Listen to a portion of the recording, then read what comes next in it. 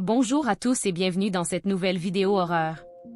Aujourd'hui, je vous présente 3 histoires d'horreur inspirées des récits du subreddit Let's Not Meet français. Si vous appréciez ce genre de contenu, n'hésitez pas à le montrer en laissant un commentaire, en mettant un pouce en l'air et en vous abonnant à la chaîne. Ne perdons pas de temps et plongeons dans la première histoire.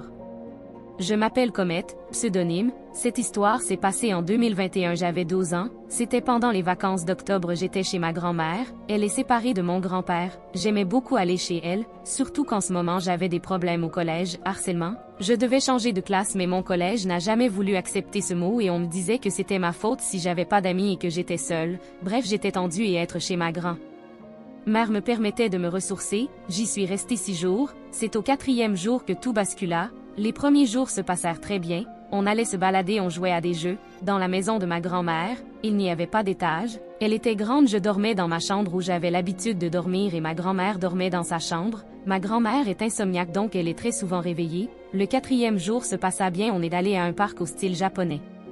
Magnifique, j'ai fait plein de posts Insta, arriva le soir, après avoir mangé j'étais fatiguée, on avait fait beaucoup de marches, ma grand-mère regardait le télé dans sa chambre et moi j'étais dans ma chambre sur mon tel, j'adore l'horreur, je regarde beaucoup d'histoires sur YouTube et je décida de regarder des histoires d'horreurs animées, la vidéo que j'ai regardée était le déroulement du meurtre de Samantha Josephson. Cette histoire m'avait horrifiée, j'étais devenue stressée et surtout parano, j'entendais du bruit partout quand j'allais dans le couloir, je croyais voir des ombres, des silhouettes et j'avais peur, ma grand-mère le vit et je lui expliqua pourquoi j'avais peur.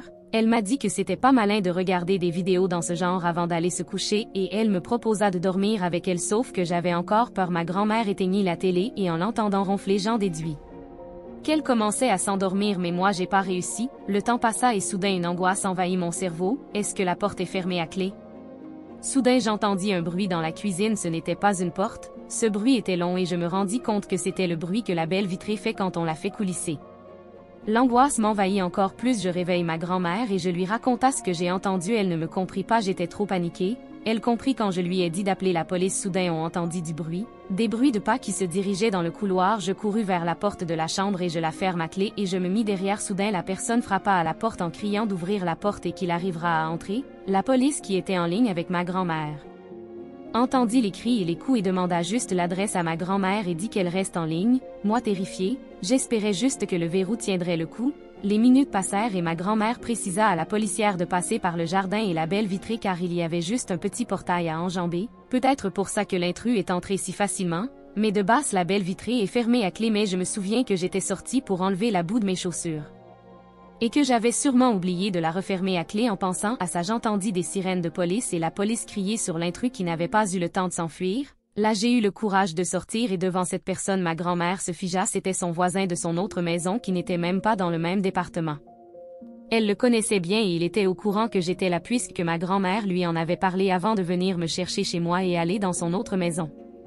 La police l'emporta et je n'ai pas eu de nouvelles vu que j'avais eu beaucoup de mal à m'en remettre mais c'est là à Noël que ma grand-mère m'en parla en privé. Cet homme était en fait un pédophile qui avait violé plusieurs garçons de mon âge et en avait même tué un. La police a dit à ma grand-mère que j'avais eu de la chance de ne pas dormir à ce moment-là. Ces infos m'ont gâché mon Noël et je n'ai pas pu dormir 2 nuits de suite. À l'heure d'aujourd'hui je ne m'en suis pas remis et j'ai peur de m'endormir et je commence à développer des symptômes de paranoïa.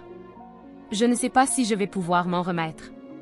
J'espère que ça n'arrivera à personne d'autre. Merci à toi pour ton histoire et on espère que tu t'en es remis.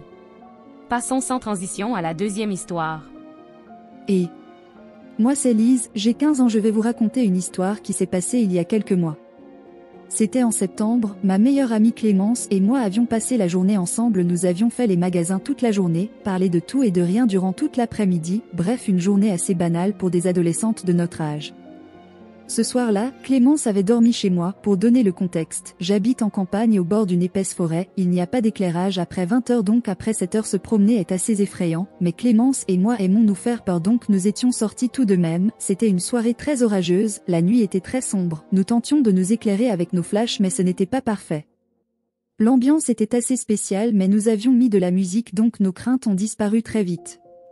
Nous avions pris ma chienne Reka tout de même pour nous rassurer un peu. Après quelques minutes nous arrivions devant ce petit chemin, c'est un chemin de terre passant derrière ma rue, elle forme un angle et est entourée de champs et de forêts abondantes. Même si l'ambiance était pesante, la beauté du ciel et des éclairs qui le traversaient nous fit complètement oublier ce détail.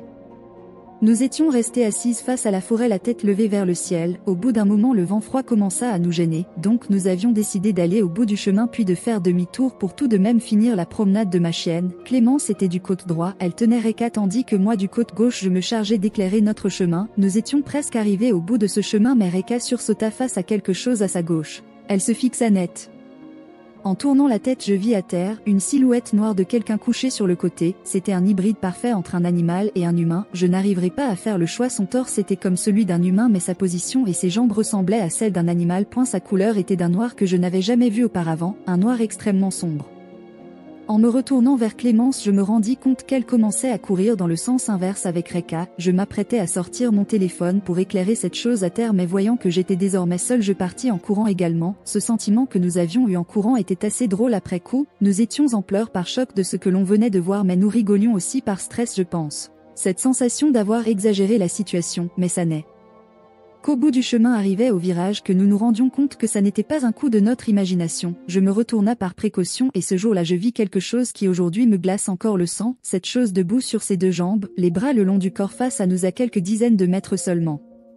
Nous avions donc repris notre course mais cette fois-ci de plus belle, et au bout du chemin je me tourna encore une fois, j'avais une vue sur la partie du chemin que nous avions fait quelques minutes plus tôt et je vis cette silhouette s'avancer de manière très étrange, d'une rapidité hors norme mais sans aucun mouvement de jambes ou même de bras. En rentrant, les larmes aux yeux et complètement affolée, ma sœur Lucie nous prit tout de suite au sérieux après avoir entendu nos rapides explications. Il faut savoir qu'à ce moment-là nous n'avions pas décrit le physique de cette chose à Lucie, alors elle nous installa sur ma table aux deux extrémités et nous demanda de dessiner cette chose sans même se concerter. Et c'est avec surprise que ma sœur découvrit à quelques différences près, le même dessin. J'ai deux informations qui sont je pense bonnes à prendre pour comprendre un peu mieux de qu'il s'est passé. En premier temps cette chose était allongée dans les champs juste à côté du chemin au milieu d'un rectangle de terre. Le lendemain à lever du soleil nous sommes allés voir sur ce chemin avec ma sœur et Clémence. Il n'y avait aucun rectangle de terre à cet endroit et aucune trace de cette chose. Deuxièmement, je fais assez souvent des paralysies du sommeil et cette silhouette que nous avions vue ce soir-là était cette chose que je voyais presque chaque nuit auparavant dans celle-ci. En me rendant compte de ça, mon cœur se serra et depuis ça je n'ai plus jamais revu cette chose dans mes paralysies. J'espère que mon histoire vous a plu, bonne année 2023. Merci pour ton histoire et force à toi, passons maintenant à la dernière histoire. Salut. Mon histoire n'est peut-être pas vraiment un trade mais c'est la seule histoire, d'horreur, qui me soit arrivée. Actuellement j'ai 15 ans mais j'en avais novembre 2012. Et les noms donnés seront faux pour cause d'anonymat. Tout commence lorsqu'en avril j'avais 10 presque 11, j'étais en CM2, je venais de déménager dans une petite ville pour être plus proche du futur collège. Il faut savoir que j'ai 4 frères et sœurs, un faux jumeau Brian, Loïc et les autres n'ont pas besoin d'être mentionnés. Donc ma mère, Brian et moi sommes allés faire le trajet pour l'école primaire et d'un coup d'œil je remarque un vieil homme, environ 40 ans, qui, bizarrement, se dirige vers l'école primaire et je me dis que c'est trop bizarre et qu'il faut le tenir à l'œil. Finalement il allait à la boulangerie donc ça m'a rassuré. En revenant des vacances dès avril je le vois tous les jours à l'heure où les enfants vont à l'école, il passe devant avec une tête bizarre et j'ai un peu peur. Vient le moment où j'arrive au collège et la 6e se passe bien mais à partir de la 5e tout est parti en couille. Pendant les grandes vacances, de la 6e à 5e, Brian et Loïc partent jouer au foot avec notre petite balle verte, ils tombent ensuite avec Eric, un ami mais il a un vrai ballon de foot donc il laisse la petite balle sur le côté et il joue jusqu'à ce que le vieux arrive prend notre balle et dit « Si vous voulez récupérer votre balle vous devez venir chez moi », un truc comme ça. Notre voisin nous a dit qu'il était déjà allé en prison pour conduite en état d'ivresse ou agression donc on n'est pas bien. Ensuite en parlant avec ma meilleure amie, Charlie, on apprend qu'il a essayé d'agresser d'autres filles. Après ça il s'est mis à apparaître de nulle part, à suivre Charlie de jurer. Donc avec Charlie et 2 autres amis on décide d'aller au Jiffy pour acheter des bonbons, on est en train de choisir quand le vieux arrive. Charlie et moi, on est paniqués et il se rapproche de plus en plus, une amie dit bonjour gentiment quand il se met à hurler on part en courant. 2 à 3 mois après je surprends un flash d'appareil photo de son appartement, il habite en face, j'ai appris plus tard qu'il est mort, grâce, du Covid. Et parfois je me demande s'il est vraiment mort. Voilà c'est la fin de mon histoire, émoticône, sourire faites attention à vos sourires blancs. Merci d'avoir suivi la vidéo, si vous voulez d'autres histoires d'horreur dans le même style, abonnez-vous et laissez des commentaires. À bientôt.